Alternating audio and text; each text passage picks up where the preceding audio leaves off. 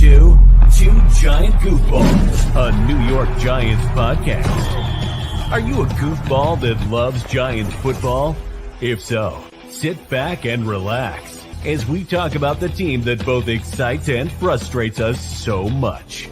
And now, here are your goofball hosts, Drew and Rob.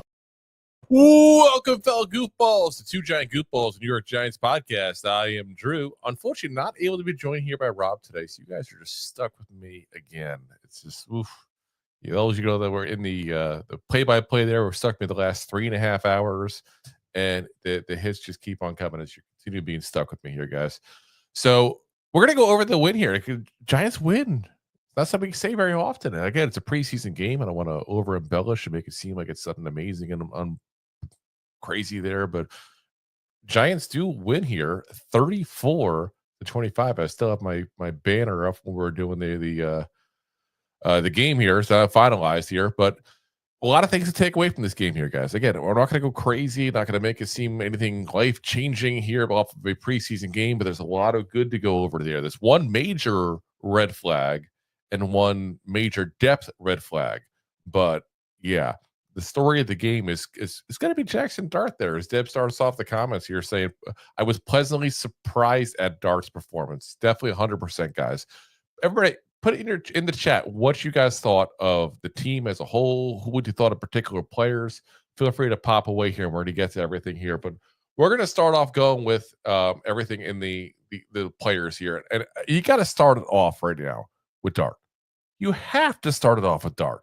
This is clearly the story of the game. 12 of 19, 154 yards, 1 touchdown.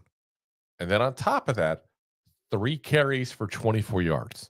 The leading passer and leading rusher of the game for the Giants. Now, being the leading rusher, 24 yards is not exactly an, oh my God, this is a great performance kind of indication here, but you got to say, because it's true.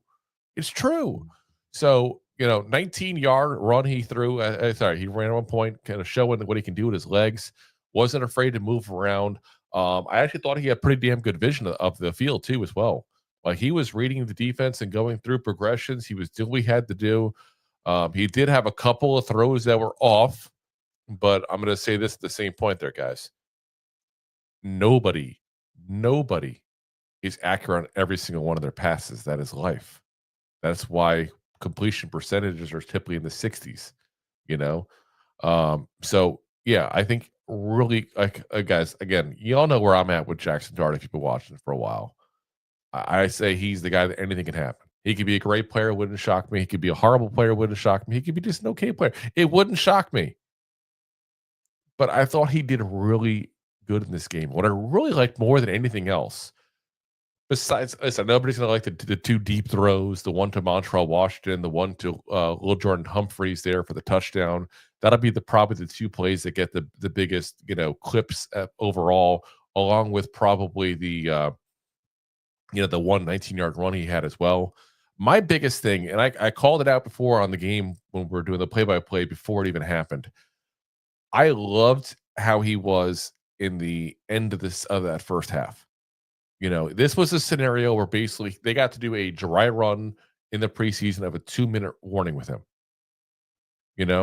And that's what I loved seeing, is you got a chance to go ahead and see him in a two-minute drill, and he did well. Now, we got a field goal. We didn't get a touchdown out of it there, but he did well. He's a rookie that we said from the very get-go is a project, and I still stand by that, guys, by the way. He is a project. And he came in and he did his thing. And quite frankly, he played better than Russell Wilson in this game. Now, we'll get into Russell in a minute here, and I'm not trying to knock Russell Wilson when I say it, but it's got to call it like it is. He played better than Russell Wilson did in this game.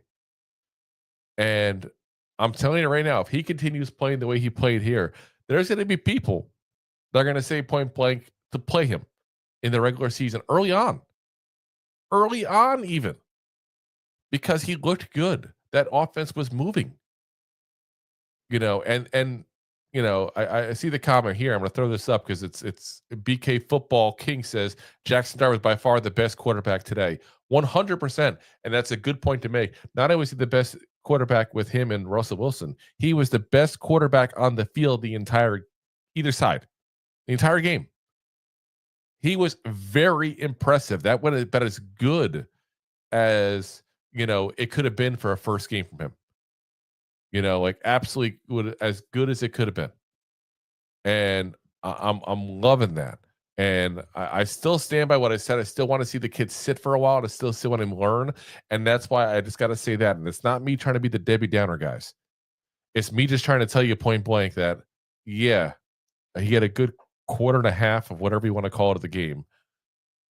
But he's still a kid that needs some work. He's still a kid that's going to have some project, needs at that point there. Now, do I feel more confident of him after seeing this game? I am, to be honest. I'm probably more confident in him because of this game than I probably should be. And we all do this. Let's be honest. Everybody has a good game. Like, oh, look, he's really good. This was a great game for him. He's got a lot of potential. And the kid does have a lot of potential. But I got to remind myself, too, that this is a preseason game. I got to remind myself that this is a quarter and a half of football. But, guys, it is as good as you could have had for him. Point blank. And I'm ecstatic for the kid. I'm ecstatic as a fan of the team. And I'm just loving that. That's what we got here today out of him. Great game from all around here. Real quick, let me get to the rest of you guys' thoughts on Jaxson Dart, and feel free to pop anything else in the comments while we're going through. Anthony says, I was very pleasantly surprised by Dart 2, Deb. Yeah, you should be. Point blank. 100%. And that's where it should be.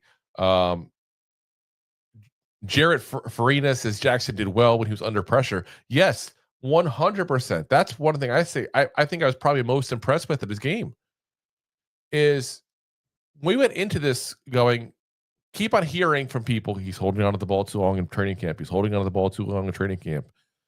And there was one or two plays that I thought he did hold on too long, But he was not rattled at all in that pocket. He moved around. He stepped up. He moved off to the side. He did what he had to do to extend the plays at that point there. Ran when he had to run. Like, he did what he had to do. It's a very impressive performance by him. Very impressive. Don't you guys get me too psyched up on him. I'm trying to stay realistic. I'm trying. Anthony says, Jared, I agree. He stayed calm and stepped up in the pocket. Damn straight he did. Like I said, that was as good a first time for him as possible. 100%. Let's talk about Russell Wilson in this, because we got to talk about him as well. He did start the first series. So Russell Wilson was in on the very first preseason game. A huge change, by the way, from what the Giants have done the last couple of years, I feel like, in the preseason. And I think this is sending a message point blank that Dable, I think, realizes he was too soft in the Giants in prior years. Too soft in training camp, too soft when it comes to preseason. Get them out there, get them time together, get them situated. I'm not saying throw them out there a really crazy amount of time, but you gave Russell Wilson out there one series with the starters. And I think that's a good thing. Now, he was out there without, obviously, Andrew Thomas, who's still out, without Malik Neighbors, who's been nursing that toe injury and all. Goes 6 for 7, just 28 yards. That's the one thing I could say is a little scary to me, is just 28 yards and 6 passes. But, just quick, efficient, got a field goal, got out the field, got done. Ain't nothing wrong with that. Now, if I see, a couple more series this season in the preseason here, and that's what I get is 4 yards a pass, well, yeah, I'm going to be a little bit concerned. But I think you have to keep in mind that, again, during the preseason, they watered down the offense. They still don't want to show people what they're going to do in the regular season. They want a sense of surprise. And like I said, I really thought Russell Wilson did pretty good there. Jameis Winston, 7 of 11, 62 yards, had a touchdown as well. Also in this game, had an interception almost too. Very typical Winston, 1 touchdown, 1 interception kind of thing there. But the interception got called back, luckily. So he didn't have that on his hands there. But it's exactly what I thought of Jameis Winston. Decent quarterback, Not great, not amazing, but decent quarterback. Tommy DeVito, very efficient in the game, 10 of 14, 73 yards and a touchdown. Got the final touchdown there for the Giants to put them back in the lead for the last time. But again, we know what Tommy DeVito is. He's the fourth quarterback. He may make it in the practice squad. He may go elsewhere entirely. Running game wise, let's talk about the running game in this game here, which left a lot to be desired, guys. 25 carries, 79 yards. Definitely not very good. Again, the most rushing yards went to Jaxson Dart with 3 carries, 24 yards. The most carries went to Dante Turbo Miller. Now, you guys know, watch the show on a regular basis. Rob and I both are big fans of Turbo Miller overall. Did not do good as a running back, though. Did good at other side. We're going to talk about that in a minute here. 10 carries, 22 yards overall, 10 yards on his longest one. That means the rest of his carries, 12 yards on 9 carries. Not very good, guys. What he excelled at, though, was his receiving. 7 catches, 80 yards. And was targeted 7 times. So every time he was targeted, he caught the ball. Guys, one thing I really paid attention as well was I looked at what he did in pass protection. We talked about during the game. Tyrone Tracy, his biggest knock at him, besides the fumble issue, which we'll get into that in a minute here, is his biggest issue has been pass protection. I was looking at Miller. He did pretty good in pass protection here. He did excellent as a receiver. I mean, literally, like, I wish I got the stats on yards after contact, but it's like, it seemed to be like times where he would get hit, just keep on going, and somehow stretch it out to 10 yards. Like, that's just what he was doing on a regular basis. I'm curious to see him in more of like a third down back kind of role. And I'm wondering if the Giants start looking at him at that, because 7 catches for 80 yards is impressive. Backup or not backup, like I said, that is impressive there. And I'm curious to see how he does there. But the running is an issue. 10 carries, 22 yards, ain't going to cut it. And it's not like you can sit there and say they knew they were running it. They're running the ball to end the clock because it was towards the end of the game. That wasn't the scenario. Now, I will also say there was troubles with the offensive line opening up holes for him. But that's definitely a concern. Jameis Winston, one carry for 12 yards. Somebody was calling him Jameis Vick there. I think it was solving the race problem during the play-by-play there. Tyrone Tracy, 3 carries, 9 yards, ends up also with almost having a fumble there. He was this close to having a fumble there. 2 catches, 7 yards on there as well. So, luckily the fumble didn't actually occur. It was called back, or else, you might start questioning some of the stuff. His knee was basically down right before the ball popped out. But that was a concern last year for him. So we're going to have to see what he can do there to stop that, because that can't be going anywhere forward. Otherwise, running wise, I won't go through everybody there, but Jonathan Ward, 3 carries, 5 yards. He is what he is. He's a camp body for right now. Let's talk about the other star here on offense for the Giants here, besides Jaxson Dart, besides Turbo Miller here. And Anthony hit the nail on the head with this guy. He said, I really like Montrell Washington too. We talked about him earlier in the week. Montrell Washington, 3 catches, 60 yards. Now, he was targeted 6 times. So you got to also look at that part of it as well. He got a lot of targets his way there. A couple of his stuff, though, when they weren't drops, they were just bad passes, to be very frank. But he had his longest one was 29 yards. It was a nice bomb from Jaxson Dart that set up a touchdown later on in that same drive. But 3 catches, 60 yards, was a very good receiver in this game here. I think he's solidifying what the Giants thought of him. He's a guy that's going to end up making this roster, I think, just if he continues playing this way. And I think, to be honest, may have already made his way onto the roster, where someone's have to outplay him basically to knock him off that spot. Because he played pretty well in this game here. Deb says thoughts on Lil'Jordan Humphrey, who was our next guy. 2 catches, 36 yards, and a touchdown in this. The touchdown was a 28-yard throw there from Jaxson Dart in the second quarter. Targeted 4 times overall.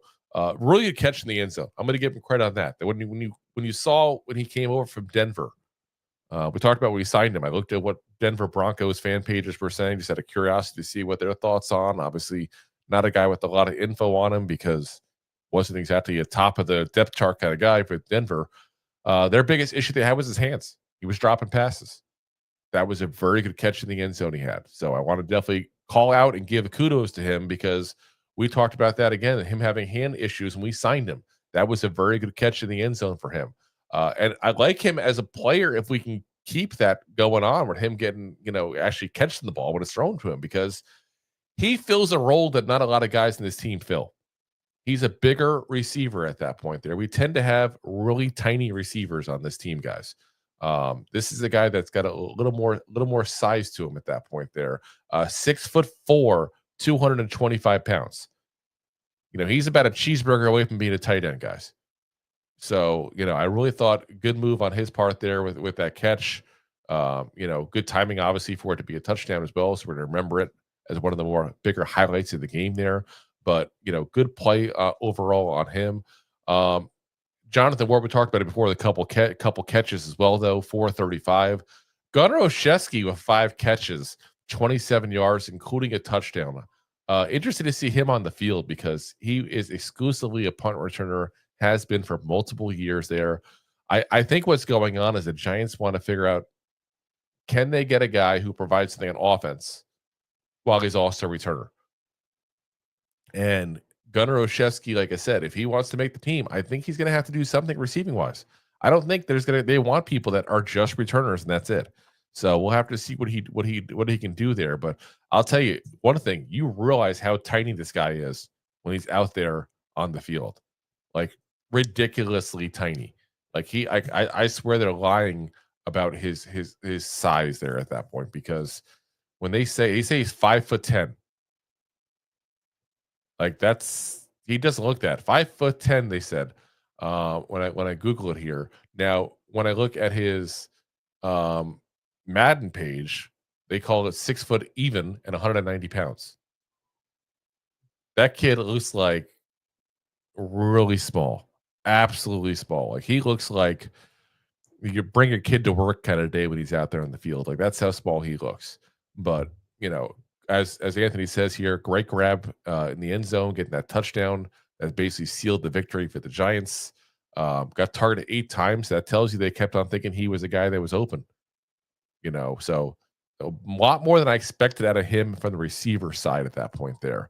And we already know he's a good punt returner. He returned a punt for a touchdown a couple of years ago for the Giants. He was a former All-Pro punt returner. If he can continue that, he might find his way onto the team here.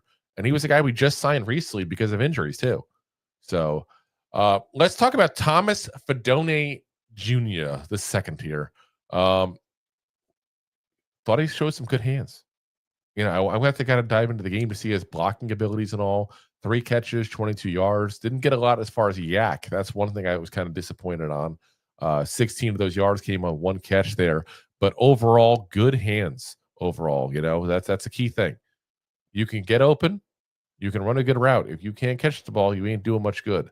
There was a couple of plays that he thought he made really impressive catches, actually. So kudos to him on that one. Wan'Dale Robinson, 1 catch, 11 yards, probably the deepest catch he's had in the last 2 years. Theo Johnson, 2 catches, 10 yards. Again, didn't get much time out there, a couple short passes there. So won't go through everybody else as far as that stuff. Let's talk about the defense, though. The defense is an area that we thought going into this would be a strength of this team. And if you go just based on the beginning of this game, we'll get to the second half and all later on. They shut down the starting Bills offense. And do not get it twisted. The Bills starting offense was out there, minus Josh Allen, which is a big minus. Don't get me wrong. Big minus. That's a big drop going from Josh Allen down to, Mitchell Trubisky, who has been pretty bad there. But that first string defense was absolutely solid in this game there. I really thought it was impressive what they did. Again, Mitchell Trubisky is a veteran quarterback. He's not Josh Allen, but he's still a veteran quarterback. And they were completely shut down by the Giants defense there. So that was really impressive to watch there. Overall on the defense, the leaders in tackles, Nick Jones, Kevon Wallace and KJ Cloyd each had 5 tackles. Deontay Johnson and Trace Ford each had 4. And then Deontay Banks, Chris Board, Dane Belton, O'Donnell Fortune, and TJ Moore each had 3.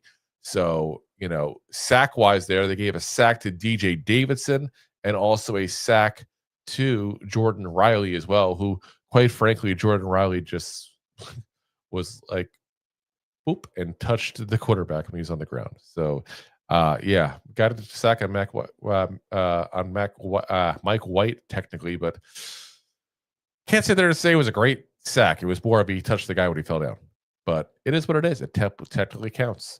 I'd be remiss also not to mention, as far as solid plays in the defense, Trace Ford, who recovered the bad snap that basically sealed the victory as well for the Giants as well, because based on the way the defense is playing at that point, there might have been another touchdown for the Bills pretty quickly otherwise. But that was a really good play, heads up play by him. You saw him fighting for the ball. I like to see effort. That was an effort play 100%. He's pushing guys out of the way. That ball was bobbling around for a little bit there. That was a nice, impressive play by Trace Ford to keep that kind of momentum going and that kind of effort going there. Let's talk about the guy you all want to talk about, though. Abdul Carter. That's one of the biggest stories going into this. How is Abdul Carter going to look in his very first, time as a Giant here? Now, unfortunately, I got stuck watching the Bills version of the telecast because that's what the NFL Network had. That's what the NFL Plus had. So a lot of good feedback though on Giants Twitter and all on it. I was trying to watch as best I can, but you're trying to watch everything at once. So I did take the break in between this show here and also our prior show to go ahead and take a look at the snaps individually. And yes, was a guy that did not get a lot of time in the field today. Point blank. Did not get a lot of time in the field, but super disruptive in the time that he was on there. I'm stealing your phrase here, Anthony. I think it's the second time you've kind of hit the nail on the head there. Super disruptive. And a guy that, quite frankly, I would have loved to see more of. But he had 3 passing plays that, for him to go ahead and go after the quarterback. And in each one of those, he was in the backfield. Deion Dawkins, who is literally one of the top tackles this entire league, was the guy covering him on 2 of those. So impressive in a very small sample size, but very impressive nevertheless. I'd love to see a bigger sample size in week 2 of him. And to be very frank, it's for selfish reasons. As a Giants fan, I would have loved to see more of Abdul Carter. But quite frankly, it's selfish of me. My biggest thing is I want him healthy. I want him ready to start the season right. And that's what matters a whole lot more. So I'm not going to blast the Giants if they don't play him more. But selfishly, I wish they would. Like I said, not a huge sample size of him there, but very impressive sample size from what we saw. Was credited with a couple of pressures in the 3 times he got to pin his ears back and go after the quarterback. So, yeah, like I said, solid, but a small sample size. So we'll have to see overall what we see in the rest of this preseason. Hopefully, like I said, we get a little more taste of Abdul Carter in this year. Let's talk about the negatives that I did see that I do want to go over. Again, a lot of things to be happy about this, guys. A lot of things to be happy, especially with those 2 rookies there. But the biggest things I want to go over negatively wise, I have 2 things we got to talk about. Got to talk about the fact that the Giants offensive line definitely had some issues.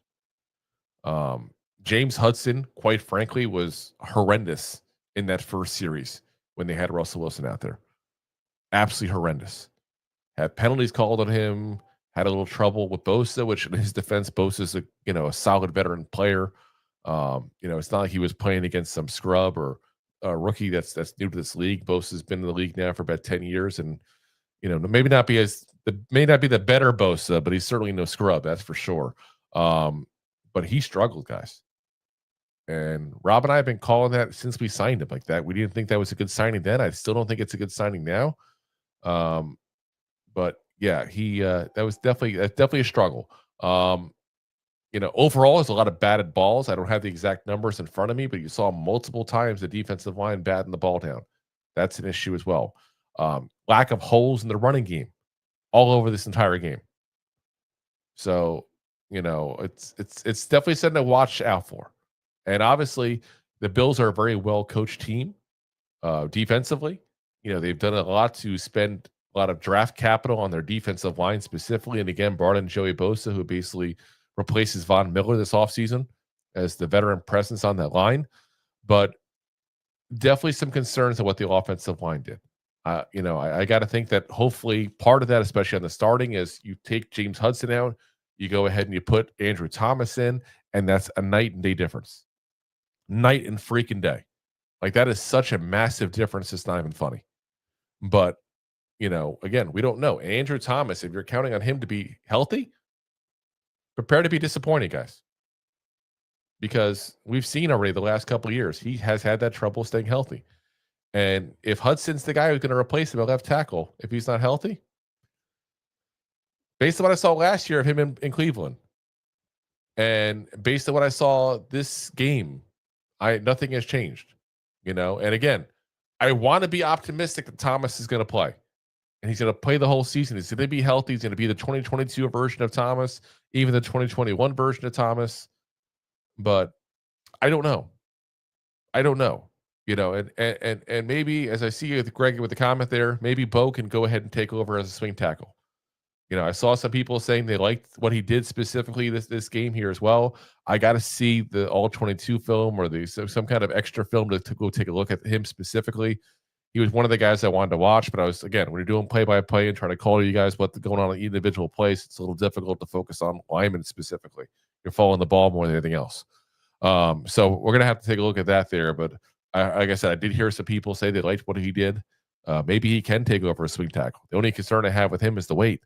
But, he's had that all throughout Purdue as well. So, like I said, just something to keep an eye on. The other thing is this secondary. We got to talk about this secondary. We've talked about all off season and really all the last couple of years, really, Deonte Banks and his inability to go ahead and turn his head.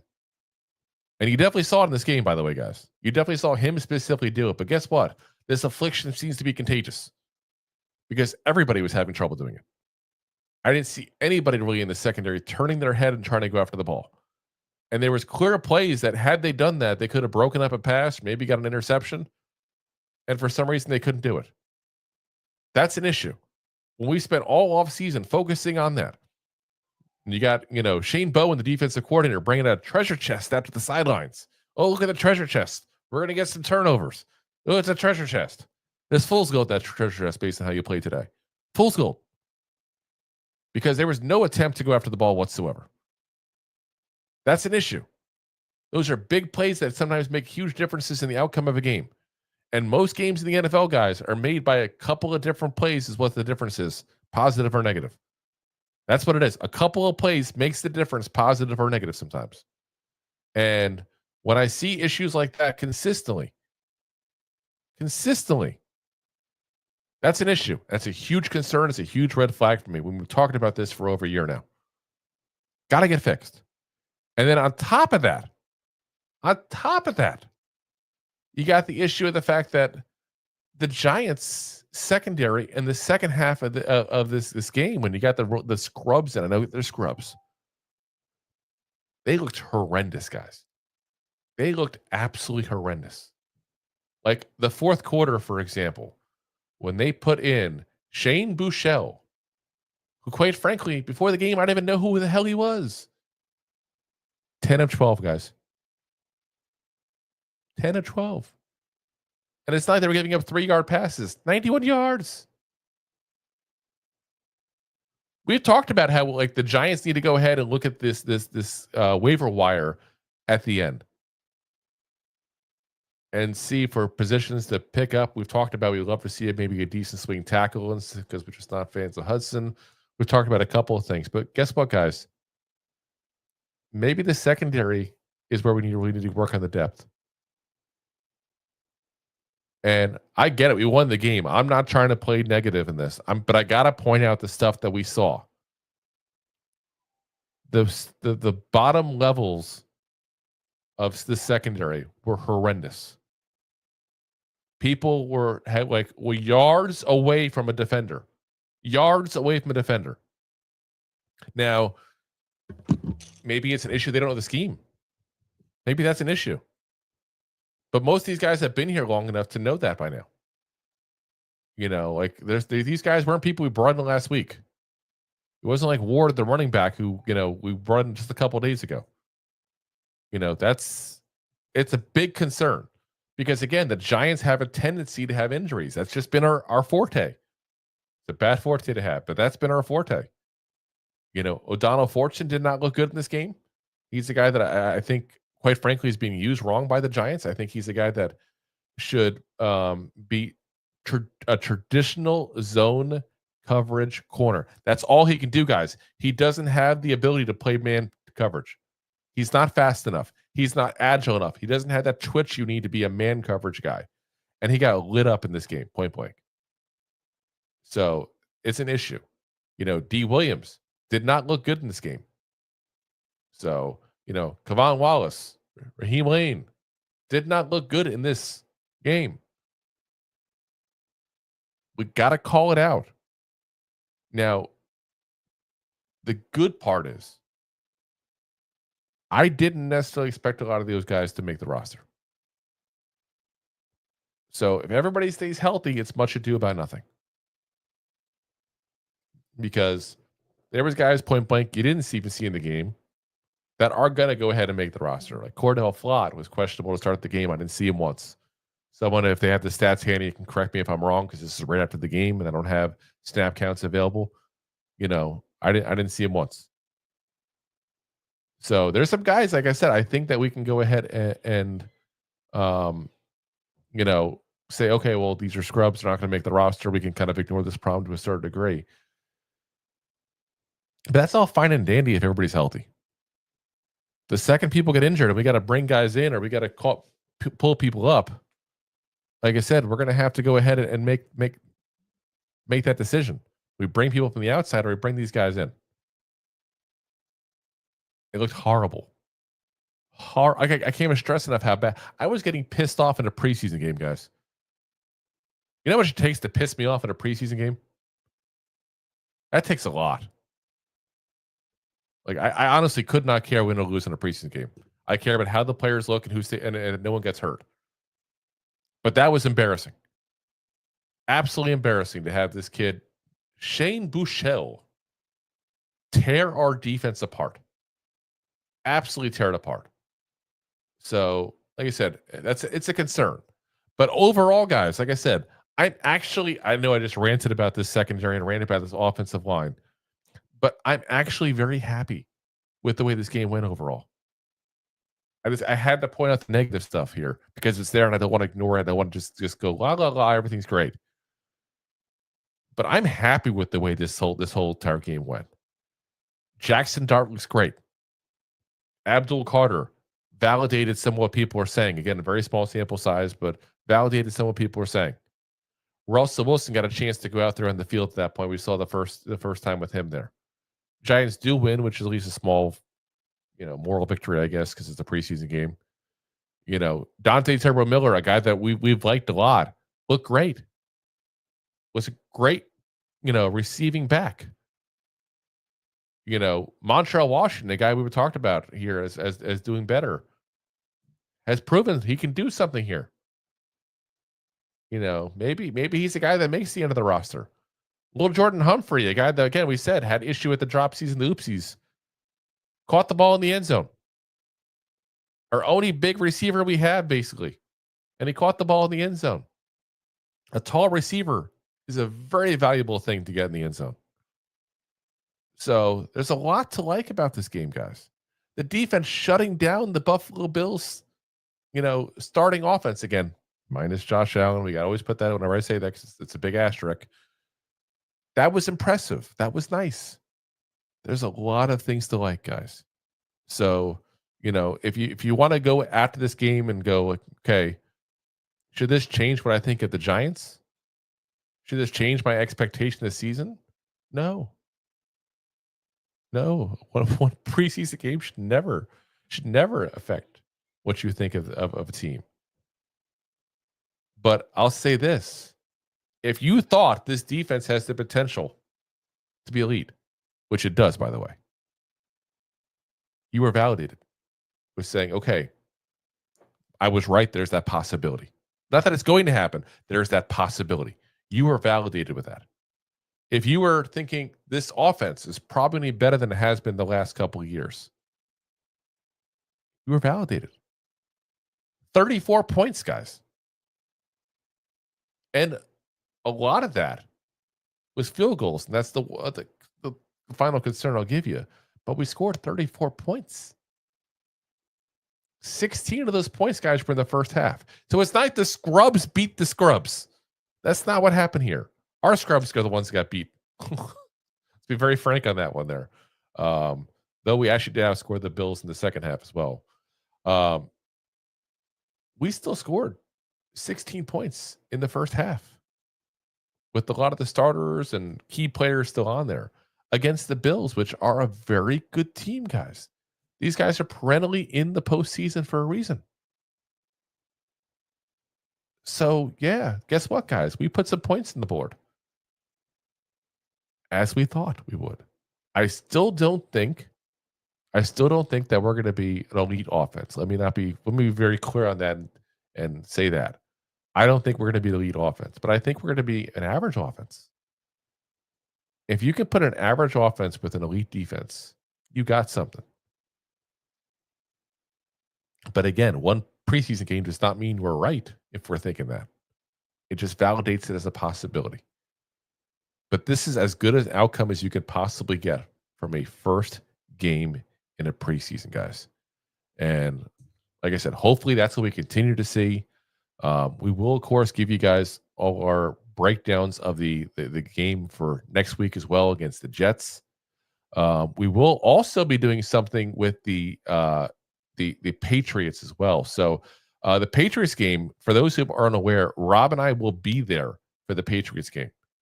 So, by all means, we will be out there. I will let people know where we are. If anybody wants to come say hi to us, that's something we don't often get the chance to do. So being that I live in Florida, it's not often I get to go up when the Giants are playing, but I'll be there for that third preseason game there. So we're going to stop by. In fact, I actually changed my flight plans to make sure I can go. That's how much I wanted to go. I see you, Anthony, there. So definitely, like I said, we'll let everybody know probably on Twitter where we are at. Or, people can always message us on Twitter as well. We do keep our DMs open so that way we can say hi to everybody too. But like I said, we will be there for that. So we'll probably doing a show after the game live from the parking lot of the stadium, actually. If I can't get it up live because I have to have somebody else outside of the stadium actually start the whole thing, it's a weird process the way StreamYard works. And I'm not going to bring my laptop and all with me because I don't want to bring expensive equipment there. But we will at the very least be shooting it at the very least. So guys, if you're going to be there, like I said, hit us up on Twitter if you're going to be there for the last one, because we'll definitely be there for that. But like I said, we will be there for next week also for the play-by-play and also for the post game as well. So let's get through the rest of the comments here. I want to make sure we get everybody's thoughts in. So if you have any more thoughts you haven't put it into the comments section yet, do that. But before we do that, real quick, guys, we are going to pay the bills real quick. Thanks for watching. Like the show? Of course you do, or you would have turned it off by now and not be hearing me. There are plenty of ways to support the show. YouTube is the best place to join us, and we offer memberships there with fun benefits like custom emojis and early access to video clips. Of course, there you can also send super chats and stickers to send one-time support payments. The best way to support the show is to buy these drunk idiots beers at buymeacoffee.com/2giantgoofballs. Along with one-time support payments, there are also monthly plans, so you can continue to help kill their livers each month. You can also show people that you are a goofball by visiting our store at 2giantgoofballs-shop.fourthwall.com. We got everything from shirts, hats, phone cases, funny candles, buttons, stickers, and even a 2 Giant Goofballs towel to dry off your goofballs. Of course, you can always support the show for free by simply hitting the like, subscribe, and share button wherever you are watching or listening to this. Hit the thumbs up on YouTube. Leave a 5-star review on Apple Podcasts. It helps the show tremendously, and quite frankly, the goofballs suck at marketing and need your help to get the word out. Thank you for being part of the Goofball Army, and for taking the time out to support the show. All righty, guys. And we also got to give a shout out here to Anthony Clemente here. I do see you here as I got the notification here. You just joined up the Buy Me a Coffee membership there for $10 a month, man, for our silver level. Much appreciated, man. Thank you very much for the support. I know you've supported us in the past as well, and definitely much appreciated, man. And I asked how to change our outro now, so we got you included in the outro too. So let's see here. So let me get to the comments we haven't gone to yet here. Deb says, thought Bo did well as too. Like I said, we're gonna have to deep dive into him a little better, but I'm hearing a couple people say that as well. So that's always very encouraging. Again, keep in mind he played at Purdue, guys. It's not like he played at some small school, so I think he definitely is a guy that we were happy we got him on draft day. Remember, we were pretty happy. We thought when we got Scatterboot or him that it was going to be one or the other. We had to choose to get both. We were very happy, as the Giants were. Deb says, first and second O-line better than I thought, but can we stop the run? No, we can't stop the run. That's I was trying to bring too much negativity in, but no, we can't stop the run. That's definitely an issue. Like I said, definitely something that we need to work on. I think as the season progresses and you keep the stronger players out there, especially Dexter Lawrence, I think you'll see it better than it was today. That's for sure. That's why I don't want to throw too much of an alarm on that one yet. Anthony says, I thought the team overall looked like a completely different unit for the first time in forever. There's a different vibe. The defense hits harder, except the deep backups. The offense hustled more too. Yes, 100%. We've been hearing all along, and listen, I talked to Tiki Barber a couple weeks ago, and he said he saw a different vibe as well from that team. It's a different vibe. It is correct on that because you saw it in the field today. You saw hard hits. You saw effort. That I liked seeing that. He says, line played solid too, but that also comes to the better quarterback play. Yeah, that definitely helps him. Anthony's saying Carter was super disruptive in the few snaps he did get. Yes, he was. We already went over that comment here. Let's see. Deb says, I was not impressed with Wilson. Jay Ferris will love that. Yeah. But again, that was such a vanilla, watered down one. It's not even funny. I'm not going to go ahead and get too pro or con Wilson off that. Let's see. We did that one as well. Let's see. I'm trying to get. Oh, there we go. So Anthony says, Turbo balled out today, in my opinion, with the passing game. Yes, 100%. Like I said, I'm telling you, they got to find a way to keep this kid on the roster. He is fast. He is elusive. He is amazing in the open field. I just don't know if he's going to be a north-south runner ever. So I think he's not going to be ever a starting guy necessarily, but I think he's a legitimate NFL player. And talent like that, you got to find a way. You got to find a way to get him on there. So let's see here. Let's see. Oh, Anthony mentions he means Abdul Carter got after the running back in his first snap too. Yes, effort. Definitely effort there, that's for sure. Let's see here. Greg says maybe Bo can take over swing tackle behind Thomas. Yeah, hopefully he can. I would definitely be more confident with him than I would be with Hudson, that's for sure. But let's see. Anthony says, not just giving up passes, wide open receivers. It was horrendous. Absolutely horrendous. 100%. Like ridiculously open everybody was.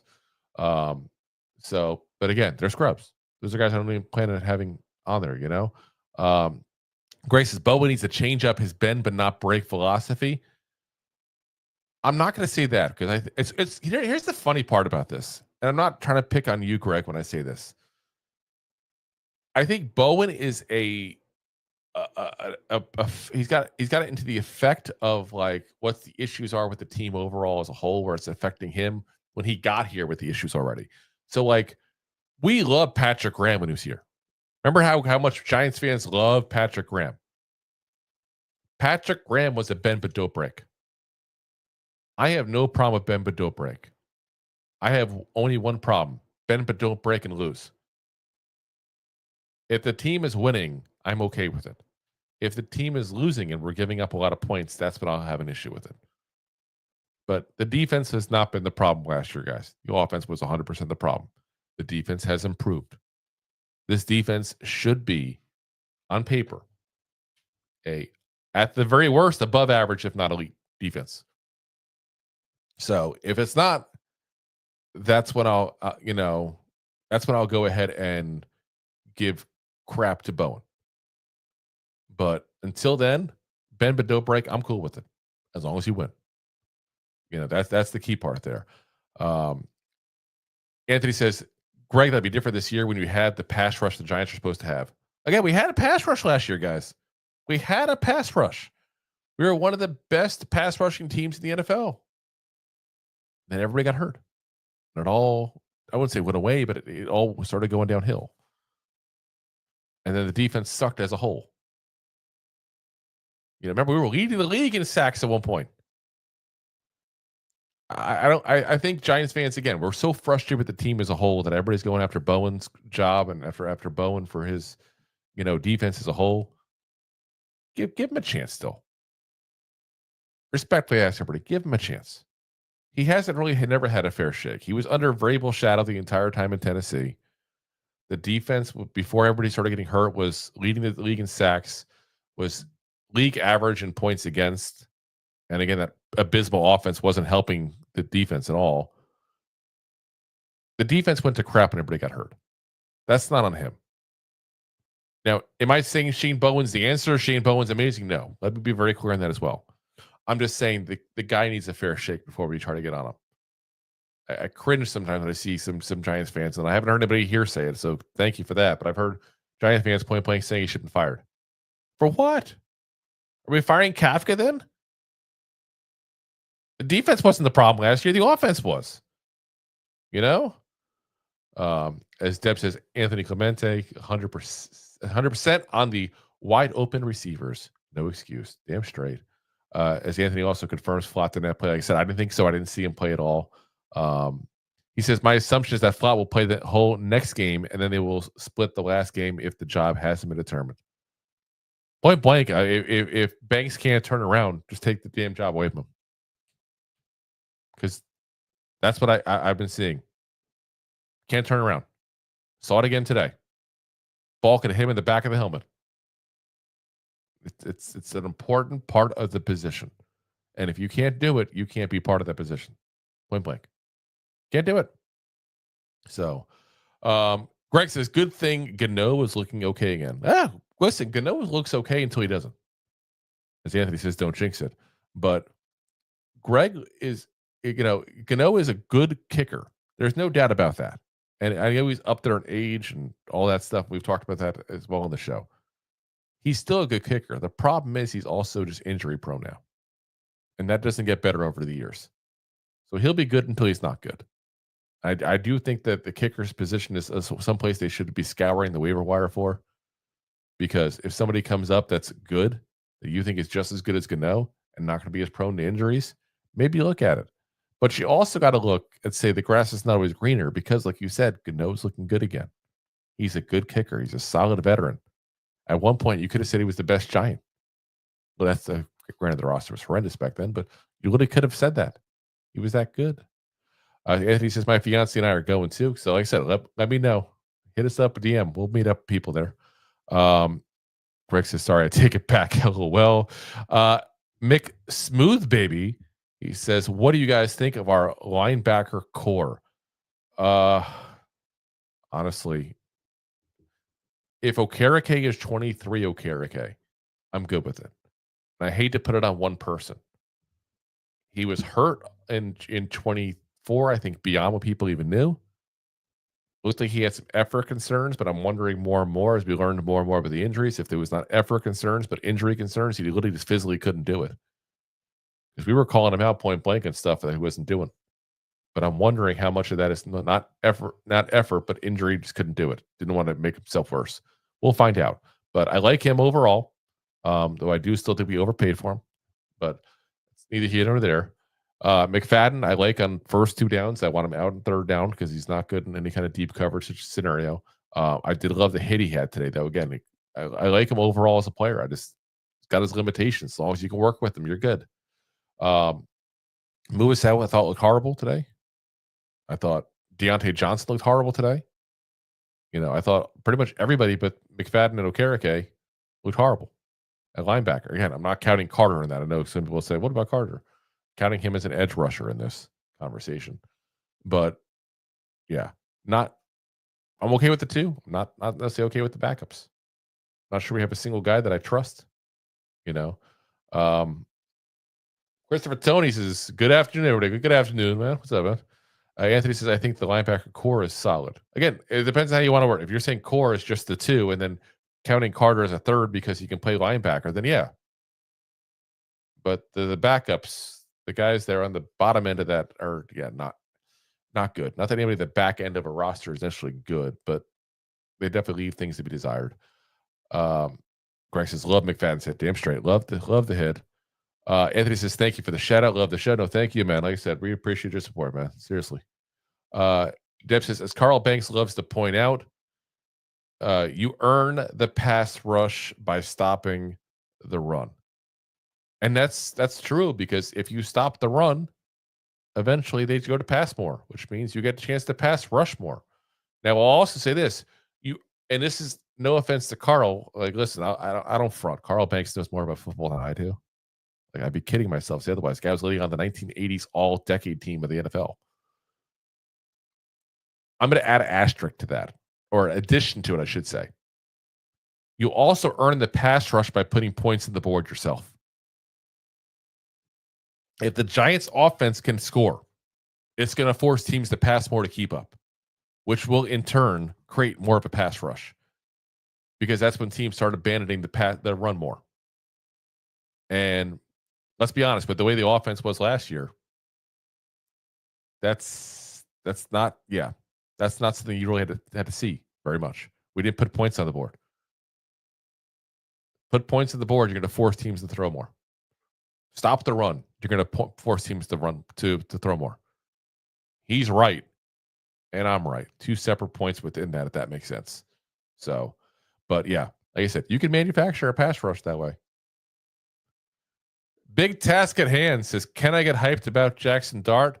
Let's go. Yes, you can. Yes, you can. 100%. You can go in. You can get it. Listen, like I said, this was about as good a performance as you possibly could have gotten from him today. There is no reason not to get hyped about the performance today. Just all I ask is keep it realistic and know that doesn't mean he's an all-pro quarterback and he should be the starter. That's all I ask. I think it's a fair request. Greg says, is Bowen our defensive problem? No, I don't think we even have a defensive problem necessarily right now. It's too soon. I think we have depth issues. Linebacker, depth issue. Secondary, depth issue. And we may have a run stopping issue. We had it last year as well. We had it the year before, if you want to be honest with it. Back to wing days, we still had a problem too. Laker Boy 1 says, thank you, Giants, for $500. So I'm guessing a little bet there. A little bet there. Just saying, there's a spot over here. You want to thank a Giants fan? The buy me a coffee spot. As Greg says, that's true. Mixed Smooth Baby says, for the life of me, why in the world can't we draft good DBs with only a few exceptions? I don't know. It's a very valid point. We can't. There's certain things we can't draft. We can't draft offensive linemen either. It's just everybody has their strengths and weaknesses. And for a while, the weakness of Joe Shane was his drafting as a whole. Let's be very frank on that. It was his drafting as a whole. And I think that's more the problem we're running into, is we basically wasted the first two drafts of Joe Shane. Like, there's nobody on those two drafts that are like, oh, this is a can't miss prospect. Oh, thank God we got this guy. Like, it's the truth. Like, Kayvon's good. Like, we have on the show probably been one of the more favorable people towards Kayvon, but he's not playing like a fifth overall pick. He's an above average player, not a fifth overall pick. What do you expect, the lead player? Banks has not been good. Don't even be started. Evan Neal, Jalen Hyatt, JMS, Trey Hawkins, Josh Azudu, and these guys are great. And that's the problem we run into. Now, if you want to go off last year's, as far as DBs, Tyler Newman, I still think Tyler Newman's going to be good. I think something happened to him where he kind of lost his ball hawk ability last year, and it might have, quite frankly, been partially who he's playing alongside. Um, Drew Phillips was very good, I thought, as a rookie as a slot corner. Doesn't necessarily have the best coverage grades, but came up, stopped the run very well. Gave a lot of big hits at that point, which makes receivers second guess. I thought he had a really good rookie year. Banks, I still think, is a guy who can be a good corner in this league, but I don't think he'll ever be a great corner. What I mean by good is you can put him out there, he won't embarrass you necessarily. But he's got some maturity issues to wander through, and the Giants haven't helped him along the way, that's for damn sure, by setting him up to fail last year, making him a CB1. So, yeah, I mean, we said we got some good young players on here. The problem is we don't have elite corner. You want an elite corner. You want one guy, and they're hoping Thibodeaux is that. We're going to find out. But he's coming off a big injury too. We may not know till next year, to be honest with you guys. I know you don't want to hear that probably. I wouldn't want to hear it. I don't want to say it. But breaking your leg as a corner is a big deal. Anthony says, yeah, I'm saying the core as in McFadden and Okereke. Yeah, okay. Clear. That's why I figured that's what you meant. That's why I wanted to say it that way. Yeah, I'm okay with those two, 100%. I don't think they're a problem at all, 100%. Mixed Mood Baby says, I totally agree with you about our backup linebackers. Yep.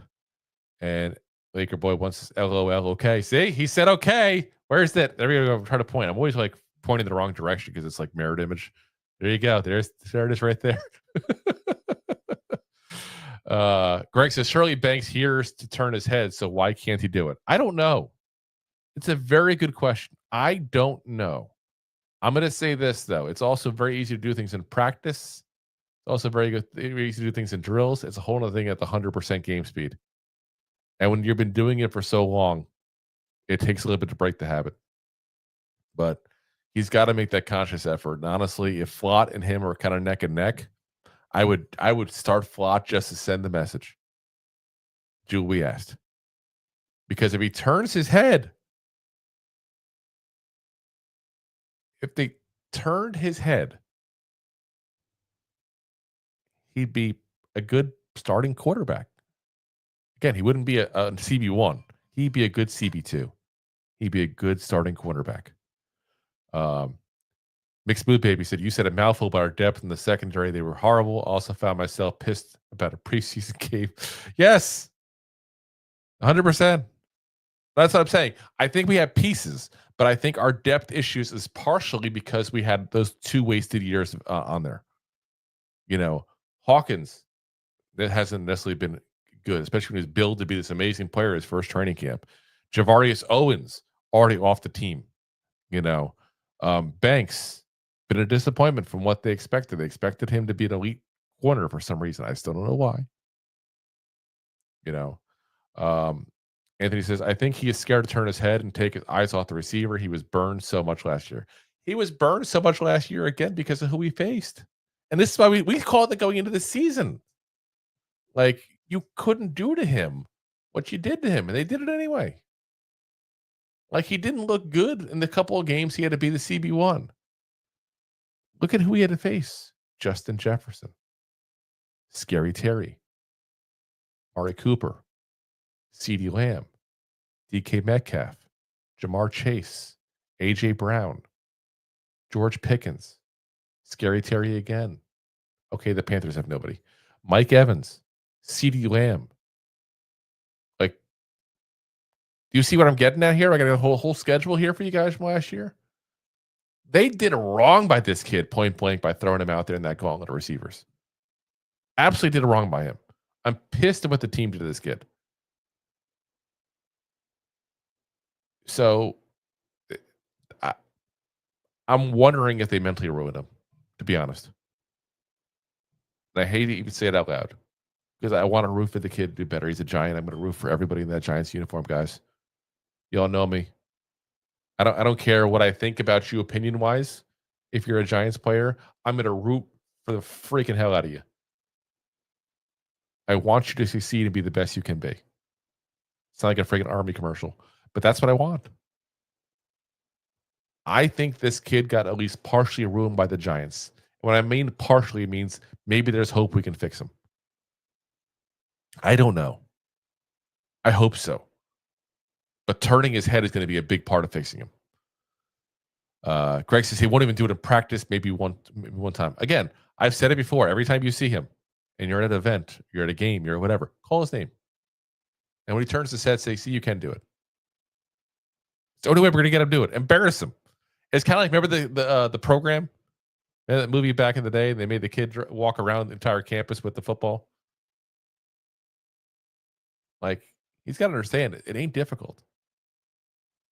But like I said, I worry there's some issues beyond that, to be honest with you. Anthony said, I agree, Drew. He went after the league's top talents. Super difficult job to accomplish. Yes. Literally, it's not the top talent of that team he faced. It's the top receivers in the league he faced. Like, it was insanity what he had to go against. So, like I said, I put that on the Giants. Point blank, I put it on the Giants. But like I said, I want to leave this positive, though, guys, for you guys. We're going to wind down here in a second. It was a damn good start to the season. This was basically as big. The only thing that would have been icing on the cake is if Abdul Carter had a sack. That would have been like the icing on the cake there. But again, I think I have lower expectations of him than most people do. Because, again, he's a rookie. I don't want to put too much on him. This was a damn good game. Damn good start to the 2025 season. I feel like there's things we can definitely hang our hat on. We can definitely also look at some of the weaknesses and look at those and look to fix some of those as the season progresses and waiver wire happens and things of that nature. It's all depth position issues. It's not like starters that I'm really concerned with, except for this James Hudson being in for being in instead of having Andrew Thomas out there. But the offense moved the ball. The offense put points on, and it did that without Malik Neighbors, guys. How many offenses would you put out there and they're going to miss their top two talents out there and they're still going to put up 30 points? Point blank. Because that's what we did today, guys. You can say what you want out of preseason. We put up 16 points in the first half.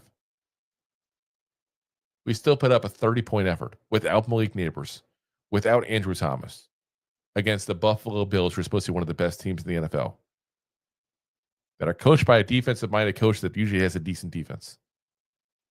It's a lot to hang our hat on, guys. Anthony says, positive notice wide receiver twos on a good amount of teams we play this year aren't great wide receivers twos. There's a few, but not many. Yeah. So, all right, guys. Like I said, let's hang our hats high on this one here. Good game for us. Good start to the season here. Definitely a lot to be happy about. Like I said, we are very ecstatic about it.